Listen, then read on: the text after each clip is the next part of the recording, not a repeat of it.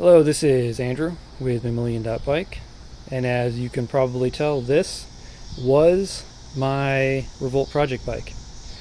You've probably seen the video that I kind of walked through the damage, but just in case, you can see here, this is the top tube that is not supposed to be bent, and that's not supposed to have that divot in there. And then here on the down tube, it's also pretty wrecked. So I tore it down for two reasons. One, I need the parts. But two, and more importantly, is that my dealer needs to collect the frame again, or needs to collect the frame in order to give me a new frame. Now, he didn't get me, or he couldn't get me a one-for-one, a like-for-like aluminum frame like this one.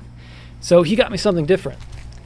And I'm going to wait to show you what that is until later. I haven't picked it up yet. I'm going to go get it tomorrow. So I tore the bike down because I need to bring him the frame so that he can give it to Giant, so that they can destroy it. Although, I already did most of the work for them there. I did learn some interesting things while I was tearing down the bike. One is that it is orders of magnitude quicker to tear a bike down when you don't really care what happens to the frame than it is normally. Took me, 10, 15 minutes to take this thing apart, which is shocking. Secondly, I need to really do a better job of cleaning the bike after riding in nasty weather, especially here in the headset. The bearings and the fork steer tube here were just absolutely disgusting. I did do a little bit of cleaning, but obviously not what I would do if I was going to put it back together again for real, just to kind of, make it not quite so bad. But then secondly, and this is probably a design problem with the Revolt frame here, you can see how there's dirt collecting in the bottom bracket, which is really, really not ideal. And how it's getting in there is that it's coming up through that hole there where the internal cables come out the bottom, but that's not sealed. That you can kind of see that hole there in the bottom bracket. So water and dirt can get up in that hole and then come up into the bottom bracket. So if you have this frame, you're going to have to either do something to seal that up, or just make sure that you take it apart periodically and make sure you clean it really well inside of there. Now, this is going in the garage, and then tomorrow I go get my new frame. So it's time to swap the frame. Here's the frame, and I'm just going to my dealer over here. He doesn't usually deal or sell the Revolts. He's more of a family or casual cyclist kind of store. It's Rudy's Cycle and Fitness, but it's time to go inside and mask on, camera off. Here it is, the replacement for my aluminum Revolt frame. It is a 2019 Revolt Advanced Zero carbon frame set. I am still a bit in awe that it worked out this way. I can only assume that Rudy, my dealer, is a wizard, because the magic that he must have worked to get this frame just kind of blows my mind. Although obviously Giant did play a role, because they found it, they worked with him, and they made it happen. This frame apparently was just kind of sitting in a warehouse somewhere. Here it is. I honestly didn't really expect much. There's no crash warranty on aluminum frames from Giant, probably because you don't need one, or you shouldn't need one. But there's no warranty, so they owed me nothing. And so the outcome here is fantastic.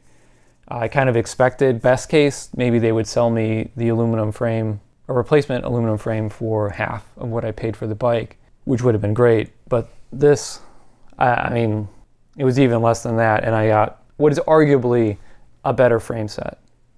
There are some differences, obviously, just besides the carbon, and we're going to quickly walk through some of that.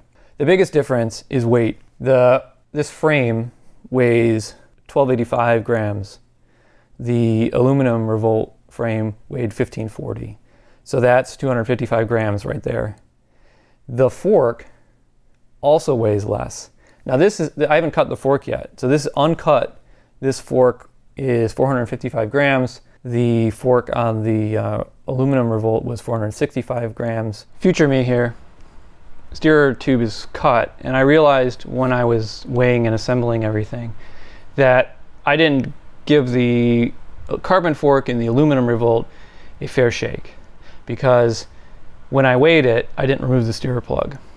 So apples to apples, cut to the same length with the steerer plug, this fork is 460 versus 465, so only 5 grams of difference, probably because of the little bits of carbon that have been removed here to support internal hydraulic tubing. Aside from weight, the biggest difference here is that you have internally routed hydraulics for the brakes. Otherwise, you get the same mounts that you have on the fork that came with the aluminum Revolt. The frame here is obviously carbon and not aluminum. It supports Di2, which the aluminum Revolt didn't, or at least, I mean, you can make it work, but it didn't support it out of the box. It has the holes here for Di2, which is great. I'm not going to put Di2 on it, but that's a level of flexibility that doesn't exist on other carbon Revolts within the family. I think the Revolt Zero might be the only frame set that has Di2 before you get to their racing one, which moves away from the fender and rack mounts. So that's another difference. This has Giant's smart mount system where these guys just kind of pop off and you can put a rack on here. Because of that, it also makes it easy to mount fenders, but there's no place to secure a fender here on the seat tube. So the only place where you can secure it is up here between the seat stays, which means you need to run a shorter fender, or you let it flop around and potentially damage the frame. I'm not sure exactly what I'm going to do there around using the SKS fenders that I was using on the aluminum Revolt. I could drill a hole in the fender and mount it up here and then cut it so that it doesn't flap around. Giant also sells a set of fenders that are specific to the Revolt that I would assume would make mounting it a lot easier, but the reviews on these aren't great. So that's an open issue. I'll have to deal with that before winter arrives. One of the really nice features that this has that my aluminum Revolt did not have is it has these protectors here on the down tube, and then also here on the chainstay. I haven't had much issues with chain slap, but if you ride really rough terrain and you don't have a clutch derailleur, having this here is a great thing to protect the frame. As well as here, you get a lot of crap that comes up on the bike along the down tube here straight off the wheel. So it's fantastic that this is here. This is press fit BB86 versus the threaded BSA, which was on the aluminum. I have no problem with press fit. It is a little bit more difficult to maintain the bike because you can't pull the bottom bracket out without destroying it. If something were to get in here, it wouldn't be as easy for me to just kind of take it apart as part of the maintenance procedure to get it out. Although the risk of that is much lower because there's no gaping hole in the bottom of the frame here. So I'm not worried about that at all, just something worth noting. Otherwise, you have mounts, water mount, bottle mount here, here, and here, which are the same as on the aluminum Revolt. Cables and hoses are almost completely internally routed.